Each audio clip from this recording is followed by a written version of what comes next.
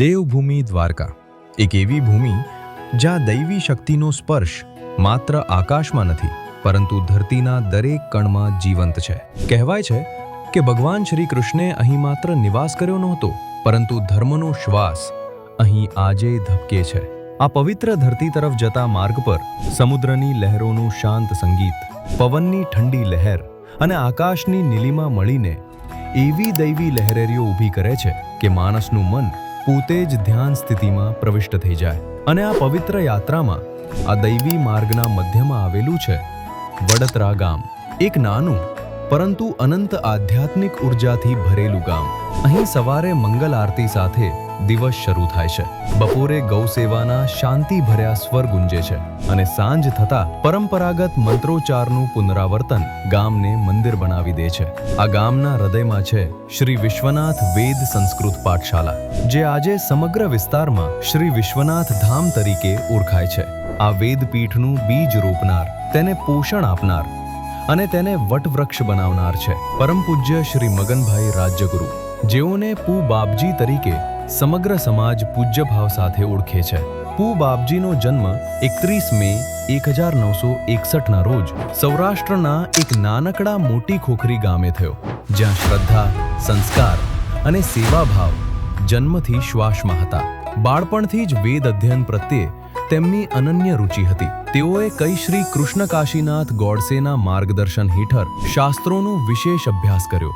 પછી પોતાની કર્મભૂમિ મુંબઈમાં સેવા, ઉપદેશ અને સમાજ કાર્ય દ્વારા સંસ્કૃતિને જીવંત રાખવાનું જીવન ધર્મ માની લીધું। મુંબઈમાં રહીને પૂ બાપજીએ અનેક લોકોને વેદ, ભાગવત અને ધર્મના માર્ગ પર ચલાવ્યા અને પછી શરૂ થઈ તેમની પદયાત્રાની અદ્ભુત પરંપરા। મુંબઈથી વડોદરા દ્વારકા સુધી હજારો કિલોમીટરના પદયાત્રા માર્ગમાં અનગિનત ભક્તોની સેવા। વરસાદ, ગરમી, ઠંડી સમયમાં બદલાવ આવ્યા, પરંતુ પૂજ્ય બાપજીની ભાવના કદી બદલાઈ નહીં। દરેક પગલું ધર્મની સ્થાપના માટે, દરેક શ્વાસ સેવા માટે। પૂજ્ય બાપજીએ પોતાના જીવનમાં અત્યાર સુધી 481 ભાગવત કથાઓ કરી છે અને કરી રહ્યા છે એક અસાધારણ આધ્યાત્મિક યાત્રા। તેમના વાણીનો તેજ, શાસ્ત્રોની ઊંડાણભરી સમજ અને સર્વોપરી ભક્તિનું સમર્પણ, તેમણે જ્યાં કથા કરી ત્યાં માનવોના હૃદયમાં પરિવર્તન સર્જ્યું।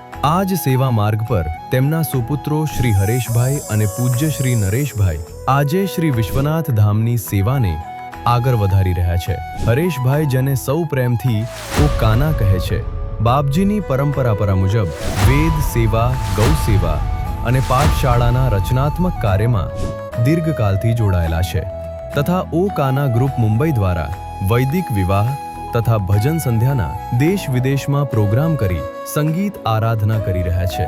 જ્યારે પૂજ્ય શ્રી નરેશભાઈ શ્રીમદ ભાગવત, રામકથા, શિવપુરાણ, દેવી ભાગવતના એક કુશળ વક્તા છે અને હાલ તેમની 260મી ભાગવત કથા કાંદિવલી ખાતે ચાલી રહી છે। પૂજ્ય બાપજી હોય કે પૂજ્ય નરેશભાઈ, તેમની દરેક સેવા, દરેક દક્ષિણા, દરેક સમર્પિત રકમ એક જ સ્થળે વપરાય છે, શ્રી વિશ્વનાથ વેદ સંસ્કૃત પાઠશાળાના વિકાસમાં, બટુકોના ભોજનમાં, ગૌ સેવામાં, યજ્ઞશાળામાં અને સમગ્ર ધામના કલ્યાણમાં। વડોદરા ધામ આજે અનેક દિવ્ય સ્થાપત્યોનું કેન્દ્ર છે। 25 ફૂટની મહાદેવની વિશાળ મૂર્તિ જે સમગ્ર ધામનું ધર્મબળ છે। મુખ્ય દ્વાર, શ્રી માતૃ મંદિર, સંત કુટીર, યજ્ઞશાળા, વેદ ભવન, ગૌશાળા, સત્સંગ ભવન, પદયાત્રીઓ માટે વિશાળ ડોમ, અન્નપૂર્ણાલય, પુસ્તકાલય, છાત્રાલય અને સેવામાં જોડાયેલા સેવકો માટે સંપૂર્ણ વ્યવસ્થા।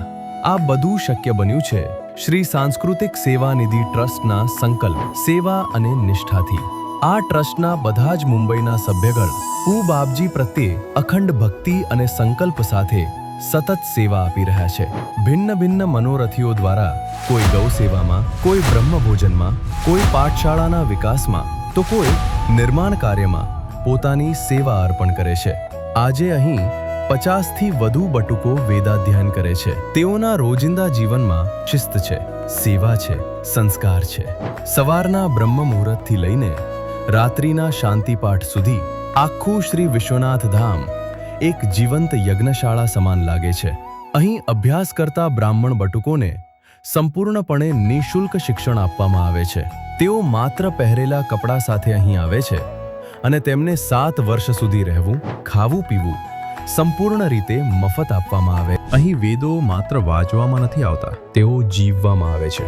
અહીં વૈદિક શિક્ષણ સાથે આધુનિક શિક્ષણ પણ જોડાયું છે. ઇંગ્લિશ, ગણિત, વિજ્ઞાન, ઇતિહાસ અને સાથે વેદ, ઉપનિષદ, સંસ્કૃત વ્યાકરણ, આ 2 વિશ્વોનું આદરણીય સમન્વય અહીં થાય છે. અહીં નીકળતો દરેક બટુક માત્ર એક વિદ્યાર્થી નથી, તે ભવિષ્યના વેદ પ્રકાશક છે, તે સમાજનો દીપક છે, તે સંસ્કૃતિના સંરક્ષક છે. આ સાથે અહીં ગૌશાળા પણ કાર્યરત છે, જ્યાં ગૌ માતાની ખૂબ જ સેવા કરવામાં આવે છે. મનોરથીઓ તથા ભાવિ ભક્તો પણ પોતાની સેવા અર્પણ કરી શકે છે.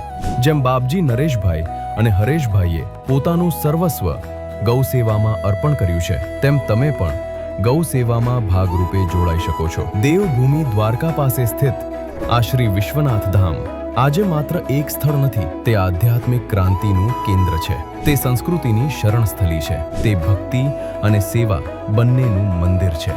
અને આ દરેક સેવા, આ દરેક નિર્માણ, આ દરેક વિકાસ તમામ ભક્તોના સહયોગથી, મુંબઈમાંથી અવિરત સેવા આપતા સેવકોના પુણ્યથી અને પૂ બાપજીની નિષ્ઠા, બલિદાન અને આશીર્વાદથી પૂર્ણ થયું છે.